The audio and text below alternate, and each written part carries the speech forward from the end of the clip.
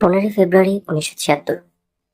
রাতে ত্রিপুরা রাজ্যের কংগ্রেস সেক্রেটারি রাধু গুপ্ত এসে বললেন, আগামীকাল সকালে কাদের সিদ্দিকের কাছে যাওয়ার জন্য তোমরা তৈরি হও। শুনে আমরা তো মহা আনন্দিত। যাক, আল্লাহ পাক এই কর্মহীন ক্ষুধার্ত জীবন থেকে বাঁচালো। রাধুগুপ্ত বাবু আমাদের হাতে আগরতলা টু ধর্মনগর বাসের 10টি টিকিট এবং 30টি অ্যাডমিন অর্থাৎ বমি বন্ধ হওয়ার ট্যাবলেট দিলেন। আমরা হতবাক হয়ে বলে উঠলাম, 30টা অ্যাডমিন? রাধুবাবু বললেন, দোকানে আর ছিল না, তাই বেশি দিতে পারিনি। তোমরা সকালে যাওয়ার সময় আরো কিছু অ্যাডমিন নিয়ে নাও। কথা শুনে আমরা সবাই হেসে দিয়ে বললাম, এত অ্যাডমিন ট্যাবলেট দিয়ে কি হবে? রাধুগুপ্ত হেসে হেসে বলেন, কাছে রেখো, কাজে লাগবে। তারপর আমাদের 2000 টাকা দিয়ে বললেন, খুব চেপে চেপে খরচ করবে, মনে রাখবে, ফুরিয়ে গেলে আর পাবে না। সবশেষে কাদের সিদ্দিকীর কাছে যাওয়ার রাস্তা সম্পর্কে বললেন, প্রথমে ধর্মনগর রেলওয়ে জংশন, সেখান থেকে ট্রেনে করে আসাম রাজ্যের রাজধানী গুয়াহাটি হয়ে ধুবড়ি, তারপর বাসে এবং হেঁটে Mahendraganj BSF border security force ক্যাম্পে যেতে হবে এবং সেখান থেকে বিএসএফ আমাদেরকে কাদের সিদ্দিকী বীরোত্তমের কাছে পৌঁছে দেবে। পরদিন সকাল 7:30টায় আগরতলা টু ধর্মনগর বাসে উঠলাম। ঠিক কাটায় কাটায় 7:30টায় বাস ধর্মনগরের উদ্দেশ্যে ছেড়ে দিল। বাসের সুপারভাইজার বলল, আপনারা সকলেই বমির ট্যাবলেট অ্যাডমিন খেয়ে নিন, কারো দরকার হলে আমাদের কাছ থেকে ট্যাবলেট নিতে পারেন। বাস চলতে শুরু করলো। মিনিট 20 মধ্যে আমাদের বাস উঁচু পাহাড়ে উঠতে লাগলো। কি অদ্ভুত প্রাকৃতিক সৌন্দর্য! চারিদিকে শুধু গাঢ় মনোরম সবুজের সমারোহ। উপরে পরিষ্কার নীল আকাশ। পৃথিবী যেন নীল আর সবুজ এই দুই রঙে বিভক্ত। উপরে নীল আকাশ, তার নিচে গাঢ় সবুজ পৃথিবী। মনোরম গাঢ় সবুজের ভেতর দিয়ে আমাদের বাসটি চরকির মতো ঘুরতে ঘুরতে পাহাড়ের উপরে উঠে যাচ্ছে, আবার ঘুরতে ঘুরতে নিচে নেমে যাচ্ছে। ইতিমধ্যে বাসের মহিলা যাত্রীদের বমি শুরু হয়ে গেছে। সেই সাথে কিছু পুরুষ যাত্রীও বমি করা শুরু করেছে। বাসের তীব্র ঘূর্ণনের ফলে আধা ঘন্টার মধ্যেই মহিলা যাত্রী সকলে বমি করে ফ্ল্যাট। মহিলাদের গায়ে কাপড় চোপড় বেসামাল। পুরুষ সঙ্গীরা প্রাণপণ চেষ্টা করেও মহিলাদের গায়ে কাপড় রাখতে পারছেন না। এর মধ্যে পুরুষ যাত্রীদের অর্ধেক বমিতে সামিল হয়েছে, তার মধ্যে আমাদের কয়েকজন আছে। অ্যাডমিন ট্যাবলেট খাচ্ছে আর বমি করছে। এতক্ষণ পুরুষেরা শাড়ি পরা মহিলাদের কাপড় সামলানোর বৃথা চেষ্টা করেছে, আর এখন কে কাকে সামলায়? চাচা আপন প্রাণ বাঁচা। ঘণ্টাখানেকের মধ্যে আমি আর টাঙ্গাইলের বাবর আলী ছাড়া বাসের মহিলা পুরুষ নির্বিশেষে সকল যাত্রী বমি করে ফ্ল্যাট। কাপড় চোপড় বেসামাল মহিলাদের দিকে তাকিয়ে দেখা তো দূরে থাক, সম্পূর্ণ উলঙ্গ হয়ে থাকা মহিলার দিকেও তাকাবার কেউ নেই, কারো সামর্থ্য নেই। আমার অবস্থাও কাহিনী। চতুর্দিকের গাছের গাঢ় সবুজ রং আর নীল রং যে কত পীড়াদায়ক তা আগরতলা টু ধর্মনগরী রাস্তায় যে যায়নি সে কখনোই বুঝবে না।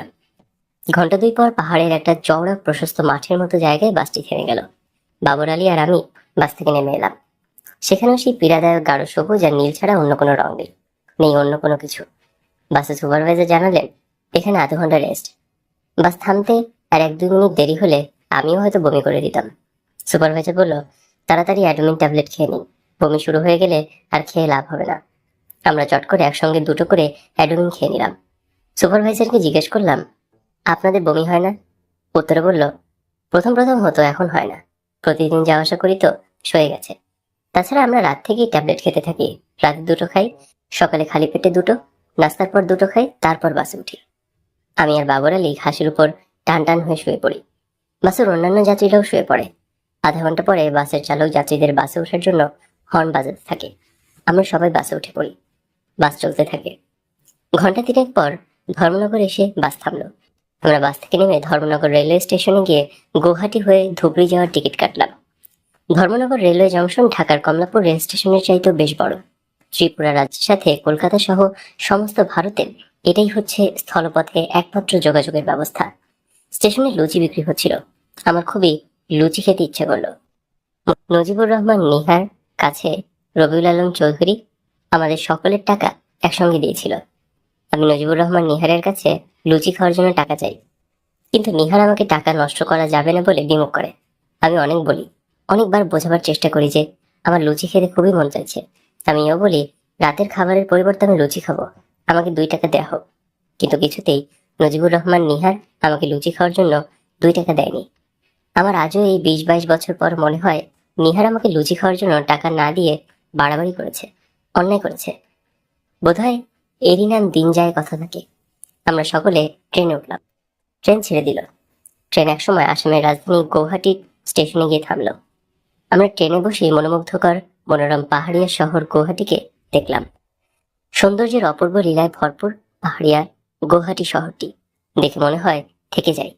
গৌহাটি স্টেশন থেকে ট্রেন পাল্টিয়ে আমরা ধুবড়ির ট্রেনে উঠলাম। ভারতের ত্রিপুরা রাজ্য পাড়ি দিয়ে আসাম রাজ্যের পুরো রেলপথ অতিক্রম করে আমরা ধুবড়ি এসে ট্রেন থেকে নেমে বাসে করে খুব সম্ভবত বাংলাদেশের ব্রহ্মপুত্র নদীর ভারতীয় অংশে পার হলাম। ইঞ্জিন চালিত নৌকায় বিশাল চওড়া এই নদী পার হয়ে ভারতের মেঘালয় রাজ্যে প্রবেশ করলাম। তারপর মেঘালয়ের পাহাড়িয়া জঙ্গলের ভেতর দিয়ে হাঁটতে থাকলাম। সন্ধ্যা গড়িয়ে রাত নেমে এলো। সেই দুপুর থেকেই হাঁটতে শুরু করছি। এখন রাত্রি দ্বিপ্রহর। ক্লান্ত বিষণ্ণ ক্ষুধার্ত দেহ আর চলতে চায় না, কিন্তু না চলে উপায় কি? ঘুটঘুটে অন্ধকার, মাঝে মাঝে জঙ্গলের জীবজন্তুর জলজলে চোখ ছাড়া আর কিছুই দেখা যায় না। এই মধ্যে আমরা 10 জন তরুণ একই উদ্দেশ্যে অজানা পথ চলছি। আরো কিছু দূর এগোতে অন্ধকারে ছায়ার মতো মনে হলো ওটা বিএসএফ ক্যাম্প হতে পারে। উচ্চস্বরে চড়া গলায় জিজ্ঞেস করলাম, এই ভাইয়া, ইয়ে বিএসএফ ক্যাম্প হ্যাঁ? বলতে বলতে আরেকটু এগোতেই হোল্ড হ্যান্ডস আপ বলে বিএসএফ সেন্ট্রি তেড়ে উঠল। আমরা সবাই হাত উঁচু করে দাঁড়িয়ে রইলাম। 3-4 জন বিএসএফ আমাদের দিকে টর্চ মেরে হাতে অস্ত্র নিয়ে এগিয়ে এলো। কাছে এসে জিজ্ঞেস করলো, তুম লোক কন হ্যাঁ? আরো 5-7 জন বিএসএফ এসে আমাদেরকে ঘিরে ফেললো। বলল, হাত নামাইয়ে। আমরা হাত নামালাম। একজন বিএসএফ, তুম লোক ইহা ঠেরো, হাম আ রাহা হ্যায় বলে ক্যাম্পের ভেতর চলে যায়। আমরা বললাম, হাম লোক ইধার बैठ सकते हैं? বিএসএফ বলল, ব্যাঠো ব্যাঠো। আমরা মাটিতে বসে পড়লাম। প্রথমে একটু হাতের উপর ভর দিয়ে বসলাম, তারপর মাটিতে শুয়ে পড়লাম। দেহের ক্লান্তিতে ঘুমিয়ে পড়লাম। কতক্ষণ ঘুমিয়েছিলাম জানি না। বিএসএফ এর ডাকে ঘুম ভাঙলো। তারপর কড়া পাহারায় আমাদের ক্যাম্পের ভেতর নিয়ে গেল একজন মেজর। আমাদের সাথে কথা বলল। তাকে আমরা বিস্তারিত বললাম এবং আমাদের খেতে দেয় এবং বিশ্রাম নিতে দেওয়ার সুযোগ দেওয়ার জন্য আবেদন করলাম। তিনি 10 জন বিএসএফ কে দিয়ে বললেন, উন লোগোं का साथ जाइए। বিএসএফ এর সাথে আমরা আবার হাঁটা শুরু করলাম। রাত্রি শেষে আমাদের হাঁটা আর শেষ হলো না। পূর্বাকাশ রঙিন করে সূর্য উঠল। আমরা চলতেই থাকলাম। 5-6 মাইল দূরে আরেকটা বিএসএফ ক্যাম্পে আমাদেরকে বুঝিয়ে দিলে নতুন বিএসএফ দল আমাদেরকে সঙ্গে নিয়ে হাঁটতে শুরু করলো। আমরা তাদের কাছেও খাওয়ার আবেদন করলাম, কিন্তু কোনো ফল হলো না। বেলা 12টার দিকে অন্য একটা ক্যাম্পে আমাদের এনে 2টো রুটি আর বুটের ডাল খাওয়ানো হলো। পেটে প্রচন্ড খিদার মুহূর্তের মধ্যে রুটি শেষ হয়ে গেল। আমাদের খাওয়ার জন্য আধা ঘন্টা সময় দেওয়া হয়েছিল। আধা ঘন্টা পর আবারও আমাদের নিয়ে বিএসএফ হাঁটা শুরু করলো। একটার পর একটা ক্যাম্প আর দল বদলের মাধ্যমে আমরা হাঁটতেই লাগলাম। এভাবে 2 দিন 2 রাত এক নাগারে বিরামহীন হেঁটে আমরা মহেন্দ্রগঞ্জ বিএসএফ ক্যাম্পে পৌঁছালাম। সেখানে বিএসএফ এর একজন ব্রিগেডিয়ার আমাদের পৃথক পৃথকভাবে সারা রাত জিজ্ঞাসাবাদ করে। 20শে ফেব্রুয়ারি বিকেলে আমাদের মনে হলো আজ রাত 12টার পরই তো 21শে ফেব্রুয়ারি, মহান শহীদ দিবস। সিদ্ধান্ত নিলাম শহীদ দিবস উদযাপন করব। 6টি টিম আর গায়ের চাদর দিয়ে মহেন্দ্রগঞ্জ বিএসএফ ক্যাম্পের মাঠে আমরা তৈরি করলাম অস্থায়ী কৃত্রিম শহীদ মিনার। রাত 12টা 1 মিনিটে গোলাম মোস্তফা খান মিরাজ, মোবারক হোসেন সেলিম, আব্দুর রউফ শিকদার, এস এ কাইয়ুম খসরু, মুজিবুর রহমান নিহার, নওশির আলী নসু, বাবর আলী, লিয়াকত হোসেন জাহাঙ্গীর, জ্যোতির্ময় বিশ্বাস এবং আমি মতিউর রহমান রেন্টু। আমরা এই 10 জন লাইন ধরে আব্দুল গাফফার রচিত, শহীদ আলতাফ মাহমুদ সুরারোপিত বিখ্যাত ঐতিহাসিক গান আমার ভাইয়ের রক্তে রাঙানো 21শে ফেব্রুয়ারি আমি কি ভুলিতে পারি গাইতে গাইতে মাঠ প্রদক্ষিণ করে আমাদের তৈরি শহীদ মিনারে পুষ্প অর্পণ করি। মহেন্দ্রগঞ্জ বিএসএফ ক্যাম্পের প্রায় সকল সদস্য গভীর কৌতূহল আর আগ্রহ নিয়ে দাঁড়িয়ে শ্রদ্ধার সাথে এই দৃশ্য অবলোকন করেছে। বঙ্গবীর কাদের সিদ্দিকী বীর উত্তমের পক্ষ থেকে সাভারের মাহবুবুর রহমান মাহবুব মহেন্দ্রগঞ্জ বিএসএফ ক্যাম্পে প্রথম আমাদের সাক্ষাৎ করেন। দিন দশেক পর আমাদেরকে বঙ্গবীর কাদের সিদ্দিকীর নেতৃত্বে গড়ে ওঠা জাতীয় মুক্তিবাহিনী হেডকোয়ার্টার চাঁদভূঁইতে নেওয়া হয়। চাঁদভূঁই নামক স্থানে 2 পাহাড়ের মাঝখানে, যেখানে দিনে সূর্য দেখা যায় না, আকাশও দেখা যায় না, জঙ্গলের ভিতর এমন একটি স্থানে খড়কুটো দিয়ে কোনো রকমে বানানো ঘরে আমাদের থাকার ব্যবস্থা হলো। আদিম যুগে মানুষ যখন পাহাড়ে জঙ্গলে বাস করত, তখন হয়তো মানুষ থাকার জন্য এর চাইতে ভালো ঘর করেছিল। বঙ্গবীর আব্দুল কাদের সিদ্দিকী বীর উত্তমের কাছে এলাম, কিন্তু দুঃখ গেল না, দুঃখ সঙ্গে রয়েই গেল। এখানেও ক্ষুধার যন্ত্রণা, প্রতি 24 ঘন্টায় একবার খাওয়া। বেলা 12টার দিকে নারকেলের আচার, 1 আড়া ভাত, সঙ্গে সামান্য ডালের পানি। পরের দিন আবার বেলা 12টায় ওই পরিমাণ ভাত, অর্থাৎ 24 ঘন্টা পর পর একবার যৎসামান্য ভাত। চাঁদভূঁই পৌঁছার 3 দিন পর বাঘা কাদের সিদ্দিকীর সঙ্গে আমাদের দেখা হলো। বাঘা সিদ্দিকী আমাদের প্রথম দর্শনেই বললেন, কষ্টের আগুনে জ্বলে জ্বলে অঙ্গার হতে হবে, তারপর দেশ সেবা করতে হবে। যদি পারো তাহলে তোমরা আমার সাথে থাকো, না পারলে ভাই চলে যাও। তিনি আরো বললেন, হাসি মুখে কষ্ট করতে না পারলে দেশ সেবা করা যাবে না। দেশ সেবার মানেই হচ্ছে কষ্ট করা। 1971-এর মুক্তিযুদ্ধের চাইতেও বেশি কষ্ট করতে হবে, আরো বেশি ত্যাগ স্বীকার করতে হবে। 1971 আমরা সবকিছু সহজে পেয়ে গিয়েছিলাম, তাই জাতির জীবনে আজ এই বিপর্যয় নেমে এসেছে। তাই বলি, ভাই, যদি কষ্ট করতে পারো, যদি সর্বোচ্চ ত্যাগ স্বীকার করতে পারো, তাহলে থাকো, নাইলে চলে যাও। প্রত্যুত্তরে আমরা বললাম, আমরা জ্বলে পড়ে ছাই হয়ে যাব, তবুও আপনার সাথে দেশের কাজ করব। সাথীদের আমি প্রায় বলতাম, পৃথিবীতে এমন কোনো লেখক আছেন এই জায়গায়, এই পরিবেশ, এই ঘটনা নিয়ে লিখে মানুষকে বোঝাতে পারবে? আমরা অধিকাংশই 1971-এর মুক্তিযোদ্ধা, তাই সামরিক ট্রেনিং এর বিশেষ প্রয়োজন হলো না। মাসখানিক ট্রেনিং এর মহড়া দিয়ে আমরা সরাসরি ডিফেন্সে চলে গেলাম। ডিফেন্স মাসে সীমান্ত এলাকায় আমাদের ক্যাম্প। আমরা 10 জন বিচ্ছিন্ন হয়ে এক এক ক্যাম্পে এক একজন চলে গেলাম। আমি গেলাম ময়মনসিংহ জেলার হালুয়াঘাট সীমান্তের ক্যাম্পে। সিদ্ধান্ত হলো, গেরিলা যুদ্ধের জন্য দেশের ভেতরে গিয়ে শেখ মুজিব অনুসারী যুবকদের সামরিক প্রশিক্ষণ দিয়ে বিভিন্ন স্থানে গেরিলা ক্যাম্প গড়ে তোলার। G3 অটোমেটিক রাইফেল পাকিস্তানের তৈরি এই রাইফেল 1971-এ মুক্তিযুদ্ধের সময় পাকিস্তানিরা আমাদের বিরুদ্ধে ব্যবহার করেছিল। দেশ স্বাধীন হওয়ার পর ভারত এই G3 রাইফেল সহ পাকিস্তানি অন্যান্য অস্ত্রশস্ত্র নিয়ে গিয়েছিল। MMG, স্টেন গান, 6 ইঞ্চ মর্টার সহ। আমরা 18 জন যোদ্ধা বৃহত্তম সিলেটের সুনামগঞ্জ জেলায় প্রবেশ করি। আমাদের আরো কয়েকটি গ্রুপ বিভিন্ন সীমান্ত দিয়ে দেশের ভেতরে প্রবেশ করে। সুনামগঞ্জের অধিকাংশ জায়গা হলো হাওড় অঞ্চল। এই অঞ্চলের প্রধান বৈশিষ্ট্য হলো হিন্দু এবং মুসলমান পৃথক পৃথক গ্রামে বাস করে। যে গ্রামে হিন্দু বাস করে তার 7-5 মাইল দূরে অন্য একটি গ্রামে মুসলমান বাস করে, তার 5-7 মাইল পর আবার হিন্দু গ্রাম। এখানে সব পরিবারই কৃষি পণ্য নির্ভর। এক এক পরিবার 500-700 এমনকি 1000-1200 মণ ধান পায়। তবে মুসলমানের চেয়ে হিন্দুরাই বেশি ধনী। এখানে 15-20 মাইলের মধ্যে কোনো পাকা বা পিচের রাস্তা নেই। হাওড় এবং নিম্ন অঞ্চল হওয়ায় প্রচুর ফসল হয়। নগর বা শহর সভ্যতা কি জিনিস এখানকার মানুষ জানে না। এখানে কোনোদিন সাম্প্রদায়িক দাঙ্গা ঘটেনি। হিন্দুরা মহা উৎসবে মহা আনন্দে ধর্মীয় অনুষ্ঠান করে। নগর সভ্যতার আলো এখানে পৌঁছায়নি, হয়তো তাই সংখ্যালঘুর দুঃখ, সংখ্যাগুরুর অত্যাচার কোনো কিছুরই লেশমাত্র নেই। দিনের বেলা একটি হিন্দু গ্রামে চুপচাপ বসে থাকা খাওয়া, সন্ধ্যা হলেই অন্য একটি হিন্দু গ্রামের উদ্দেশ্যে হেঁটে যাত্রা করা। এভাবে একটি হিন্দু গ্রাম থেকে 8-10 মাইল দূর কিংবা তার চেয়েও দূরের আরেকটি হিন্দু গ্রামে সারা রাত ধরে হেঁটে যাওয়া। সারা রাত হাঁটার পর অন্য কোনো গ্রাম পড়ে না তা নয়, কিন্তু সেই গ্রামে ওঠা যাবে না, কারণ ওই গ্রাম মুসলমানের। আমাদের কমান্ডার রক্ষী বাহিনীর ডেপুটি লিডার সুকুমার সরকারের এক কথা, কোনো মুসলমান গ্রামে ওঠা যাবে না, কারণ মুসলমানরা আমাদের বাংলাদেশ সেনাবাহিনীর কাছে ধরিয়ে দেবে। তাই আমরা কোনো মুসলমান গ্রামে উঠি না। সন্ধ্যা হলেই আমরা হাঁটা শুরু করি। সারা রাত হেঁটে এক হিন্দু গ্রাম থেকে আরেক হিন্দু গ্রামে গিয়ে উঠি। এভাবে দিনে খাওয়া দাওয়া, চুপচাপ বসে থাকা এবং সারা রাত হাঁটা। দিন 10 পরেই শরীর কাঁপতে লাগলো। প্রথমে আমি ভাবলাম এটা বুঝি আমার কোনো রোগ। পরে দেখি সকলেরই শরীর কাঁপছে এবং সকলেই আমাকে তাদের শারীরিক অবস্থা অবহিত করছে। কিন্তু শরীর যতই কাঁপুক, রাতে তো হাঁটতে হবেই। হাঁটা ছাড়া আমাদের কোনো বিকল্প নেই। একদিন সন্ধ্যার পর হাঁটতে শুরু করলাম। নিশিরাত পার হয়, কিন্তু হিন্দু গ্রাম আর আসে না।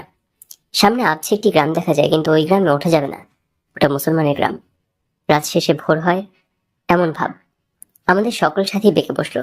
তাদের শরীর আর চলছে না, আর হাঁটতে পারছে না। সকলের এক দাবি, এই গ্রামেই উঠতে হবে, এই গ্রামেই আশ্রয় নিতে হবে। কিন্তু কমান্ডার সুকুমার সরকারের ওই এক কথা, এটা মুসলমান গ্রাম, এই গ্রামে ওঠা বা আশ্রয় নেওয়া যাবে না। এর পরের গ্রাম হিন্দু, সেই গ্রামে আশ্রয় নেওয়ার জন্য উঠতে হবে। এই কথা শুনে সবাই বসে পড়ল, কেউ কেউ শুয়েও পড়ল। সামরিক ভাষায় যাকে বলে troops out of order. Sukumar Sarkar আর আমি দাঁড়িয়ে, বাকি সবাই যে যার যার মতো কুয়াশায় ভেজা ঘাসের উপর শুয়ে বসে। সুকুমার বাবু আমাকে বললেন, বাঁচতে চাইলে ট্রুপস উঠাও। আমি শত চেষ্টা করেও কাউকে উঠাইতে পারলাম না। অবশেষে কমান্ডার সুকুমার আঞ্চলিক ভাষায় বললেন, শালার ভাইরা, আমার কি, ব্যক্তিন মরবে, চল এই মুসলমান গ্রামেই উঠি। বলে গ্রামের দিকে হাঁটতে লাগলেন। ধীরে ধীরে সবাই উঠতে লাগলো। সুকুমার বাবু এবার মুসলমান গ্রামের দিকে চলতে লাগলেন। মিনিট 15-এর মধ্যেই আমরা আশ্রয় নেওয়ার জন্য মুসলমান গ্রামে উঠে পড়লাম। মূল মাটি থেকে 15-20 ফিট উঁচু, 700-800 ফুট লম্বা, 100 ফুট চড়া এবং 50-60টি ঘরের গ্রামে যে যেদিক দিয়ে পারে ঢুকলো এবং যেই ঘরে পারে শুয়ে পড়লো। সারা গ্রামে ডাকাত ডাকাত বলে শোর পড়ে গেল। অবস্থা বেগতিক দেখে আমি চিৎকার করে বলতে লাগলাম, ভাই সব, আমরা ডাকাত না, আপনাদের ভয়ের কোনো কারণ নেই, আমরা ডাকাত নই, আপনারা হইচই বন্ধ করুন, আমরা ডাকাত নই। এক পর্যায়ে বাধ্য হয়ে বললাম, আপনারা চুপ না করলে আপনাদের গুলি করতে বাধ্য হব। বলি G3 অটো রাইফেল তাক করলাম। কিছু লোক কথায় এবং ভয়ে চুপ করলো। আমি গ্রামের পুরুষদের বললাম, আপনারা মসজিদে আসেন, ফজর নামাজের পর আপনাদের সাথে আমাদের কথা আছে।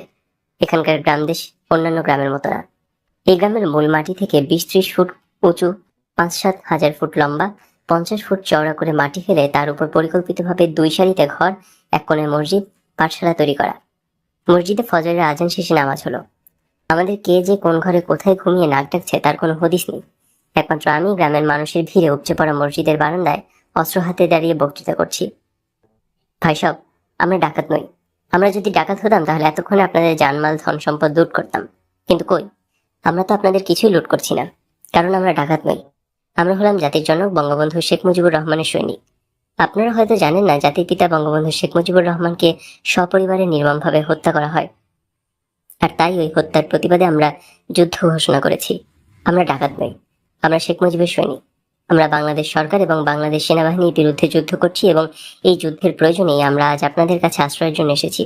আমরা আপনাদের সন্তান, আপনারা আমাদের পিতামাতার মতো।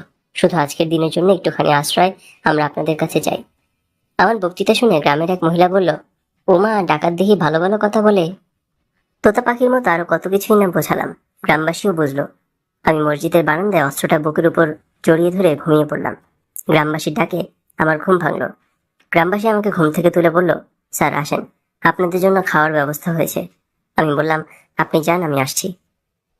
তিনি বললেন, না, আমার সাথেই যেতে হবে। আপনাদের জন্য আমরা খাসি জবাই করেছি। আমি ওনার সাথে যেতে থাকলাম। একটা ঘরে আমাকে আমার আরো 3 জন সাথী সহ খাওয়াতে বসানো হলো। খেতে বসে দেখলাম সত্যি সত্যি খাসির মাংস দিয়ে খেতে দিয়েছে। মনে মনে নিজেই নিজের বক্তৃতার প্রশংসা করতে লাগলাম আর গর্ববোধ করতে লাগলাম। আমার বক্তৃতার এমনই জাদু এবং আমি মানুষকে এমনভাবেই বোঝাতে পারি যে গ্রামের মানুষ খাসি জবাই দিয়ে আমাদের খাওয়ায়। আহ, কি যোগ্যতা আমার! খাসির মাংস দিয়ে পুরো পেট ভাত খাওয়া শেষে এলো দুধ। পেটে জায়গা না থাকায় দুধ ভাত খেতে অক্ষমতা জানালাম। কিন্তু জাতির পিতা বঙ্গবন্ধু শেখ মুজিবুর রহমানের ভক্ত গ্রামের মানুষেরা নাছোড়বান্দা, দুধ ভাত খেতেই হবে। তাদের উন্নয়নের কাছে নথি স্বীকার করে দুধ ভাত খেতে বসলাম। লোকমত দুধ ভাত তুলে যেই মুখে দিতে গেলাম, অমনি আচমকা গুলি শুরু হলো। ঝাঁকে ঝাঁকে গুলি বাঁশের বেড়া ভেদ করে ঘরে ঢুকতে লাগলো। বা হাতে থাকা 3G রাইফেল নিয়ে মাটিতে লুটিয়ে পড়লাম। মুহূর্তের মধ্যে পাল্টা গুলি করতে করতে ঘরের বাইরে বেরিয়ে এসে দেখলাম বাংলাদেশ সেনাবাহিনীর সৈন্যরা আমাদের 3 দিক থেকে ঘেরাও করে হামলা করেছে। এতক্ষণে বুঝলাম জাতির জনক বঙ্গবন্ধু শেখ মুজিবুর রহমানের ভক্ত, অনুরাগী, সমর্থক, সহজ সরল গ্রামের মানুষ খাসি জবাই করে দুধ ভাত খাওয়ানোর প্রকৃত রহস্য। 300-400 লোকের বাস এই গ্রামে। গ্রামে কোনো মহিলা নেই, শিশুও নেই, এমনকি পুরুষও নেই। রয়েছে শুধু আমরা আর আমাদের সামনে, ডান দিকে এবং বাম দিকে এই 3 দিক ঘেরাও করা আর্মির সৈন্যরা। আমাদের পেছনে হাওর। হাওর মানে কুল কিনারা বিহীন এক বিশাল জলাশয়। আমাদের তড়িৎ পাল্টা আক্রমণে প্রচন্ড যুদ্ধ শুরু হয়েছে। ফজরের নামাজের পর গ্রামের মানুষ আমাদের সম্পর্কে, জাতির পিতা বঙ্গবন্ধু শেখ মুজিবুর রহমান সম্পর্কে বিস্তারিত বোঝানোর পর আমরা যখন গভীর নিদ্রায় মগ্ন, তখন গ্রামের মানুষরা বাংলাদেশ সেনাবাহিনীর কর্নেল মাহমুদুল হাসানের সঙ্গে যোগাযোগ করে এবং জেনারেল মাহমুদুল হাসানের পরিকল্পনা অনুযায়ী আমাদের খাওয়ার জন্য খাসি জবাই করে মাংস এবং দুধ ভাত খাওয়ার আয়োজন করা হয়। আমরা ঘুমে থাকতেই মুষ্টিমেয় কয়েকজন লোককে আমাদের খাওয়ার জন্য রেখে গ্রামের বাকি মহিলা, শিশু এবং পুরুষ সকলকে অন্যত্র সরিয়ে নেওয়া হয়। হিসাবটা এরকম ছিল, আমরা খাসির মাংস দুধ ভাত দিয়ে ভাত খেতে ব্যস্ত থাকব, আর মাহমুদুল হাসানের সৈন্যরা 3 দিক থেকে ঝটিকা আক্রমণ করে আমাদের জীবিত ধরে নিয়ে যাবে। আমাদের সঙ্গে থাকা অত্যাধুনিক সমরাস্ত্র সম্পর্কে মাহমুদুল হাসানের সঠিক ধারণা ছিল না। তিনি আমাদের আন্ডার এস্টিমেট করেছিলেন, অস্ত্রশস্ত্রে দুর্বল মনে করেছিলেন। ফলে প্রায় 3 শতাধিক সৈন্য নিয়ে 3 দিক থেকে ঘেরাও করে আক্রমণ করেও আমাদের কাবু করতে পারেননি। আমরা তড়িৎ পাল্টা আক্রমণের মাধ্যমে মাহমুদুল হাসানের আক্রমণ প্রতিহত করে দিই। জেনারেল মাহমুদুল হাসান হেলিকপ্টারের সাহায্যে অস্ত্র এবং সৈন্য সমাবেশ করতে থাকে। আমরা হেলিকপ্টার লক্ষ্য করে 6 ইঞ্চ মর্টার থেকে গোলা নিক্ষেপ করলে হেলিকপ্টার পালিয়ে যায়। কিন্তু ইতিমধ্যে জেনারেল মাহমুদুল হাসান এবং তার সৈন্যবল ও অস্ত্রবল বিপজ্জনক মাত্রায় বৃদ্ধি করে। প্রচণ্ড গতিতে যুদ্ধ চলতে থাকে। বাংলাদেশ সেনাবাহিনীর লক্ষ্য আমাদের জীবিত কিংবা মৃত অবস্থায় পরাস্ত করা, আর আমাদের লক্ষ্য প্রাণে বাঁচা।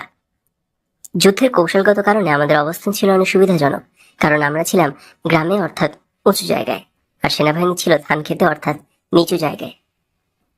যুদ্ধে আমাদের এমএনজি মেশিনগান চালক, উপজাতীয় গাঢ় তরুণ আশু মারাক ও তার অল্প বয়সী তরুণ সহকারী চালক 3 বন্ধু মারাক ফিল্মের নায়কের মতো অভূতপূর্ব সাহসিকতার সঙ্গে 100 রাউন্ড গুলির 1 চিন বিশিষ্ট এমএমজি মিডিয়াম মেশিনগান চালাতে থাকে। এমএমজির সামনে 2টি পা আছে। এই পা দুটি মাটিতে রেখে শুয়ে থেকে তারপর এমএমজি চালাতে হয়। কিন্তু আশুমারাকে রীতি বা প্রশিক্ষণের তোয়াক্কা না করে 100 রাউন্ড গুলির এক চেইন এমএমজি হাতে নিয়ে দাঁড়িয়ে সিনেমার নায়কের মতো শত্রুকে ঘায়েল করতে লাগলো। আর তার সাথে তাল মিলিয়ে কিশোর তরুণ যুবক দিনবন্ধু চেইনে দ্রুত 100 রাউন্ড গুলি ভরে চেইন এমএমজিতে ফিট করে দিতে লাগলো। সিনেমায় যেমন নায়ক একের পর এক শত্রু নিধন করে যায় কিন্তু নায়কের গুলি লাগে না, বাস্তব যুদ্ধেও আশুমারাক ওরকম একের পর এক শত্রু নিধন করে যেতে লাগলো, কিন্তু আশুমারাকের গায়ে শত্রুর গুলি লাগলো না। আমরা প্রকৃত অর্থে চারদিক থেকেই ঘেরাও। আমাদের পালাবার কোনো পথ নেই, কারণ 3 দিকে সেনাবাহিনী আর একদিকে কুলকিনারাবিহীন হাওড়ের বিশাল জলরাশি। পালাবার কোনো পথ নেই। জেনারেল মাহমুদ হাসানের ধারণা ছিল আমরা আর কতক্ষণ যুদ্ধ করব? 1 ঘন্টা, 2 ঘন্টা, 5 ঘন্টা, 10 ঘন্টা, 24 ঘন্টা, 1 দিন, 2 দিন, তারপর কি? হয় মৃত্যু, না হয় বন্দি। আসলেও তাই। আমাদের তো পালাবার কোনো পথই নেই।